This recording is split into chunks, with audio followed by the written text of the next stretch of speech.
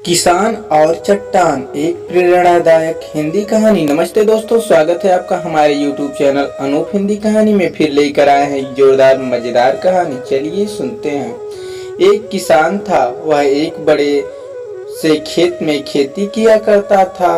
उस खेत के बीचों बीच पत्थर का एक हिस्सा जमीन से ऊपर निकला हुआ था, जिससे ठोकर खाकर वह कई बार गिर चुका था और ना जाने कितनी ही बार उससे टकराकर खेती के औजार भी टूट चुके थे।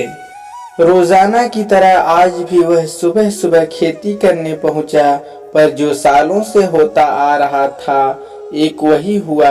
एक बार फिर किसान का हल पत्थर से टकराकर टूट गया।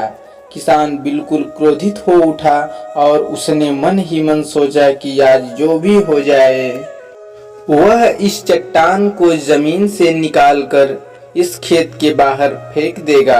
वह तुरंत भागा और गांव से 4-5 लोगों को बुला लाया और सभी को लेकर वह उस पत्थर के पास पहुंचा। मित्रों, किसान बोला, ये देखो, जमीन से निकले चट्टान के इस हिस्से ने मेरा बहुत नुकसान किया है और आज हम सभी को मिलकर इसे जड़ से निकालना है और खेत के बाहर फेंक देना है।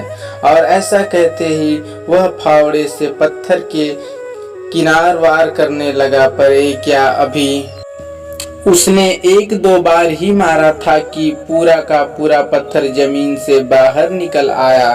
साथ खड़े लोग भी अचरज में पड़ गए और उन्हीं में से एक ने हंसते हुए पूछा, क्यों भाई, तुम तो कहते थे कि तुम्हारे खेत के बीच में एक बड़ी सी चट्टान दबी हुई है, पर ये तो एक मामूली सा पत्थर निकला।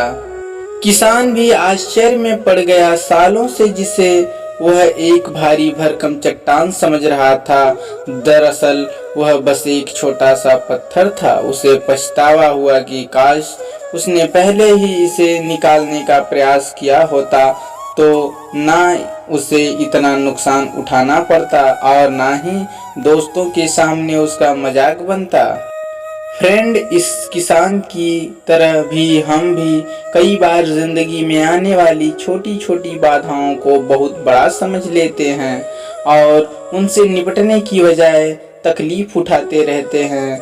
ज़रूरत इस बात की है कि हम बिना समय गंवाए उन मुसीबतों से लड़ें, और जब हम ऐसा करेंगे तो कुछ ही समय में चट्टान सी दिखने वाली समस्या एक छोटे से पत्थर के समान दिखने लगेगी, जिसे हम आसानी से ठोकर मारकर आगे बढ़ सकते हैं।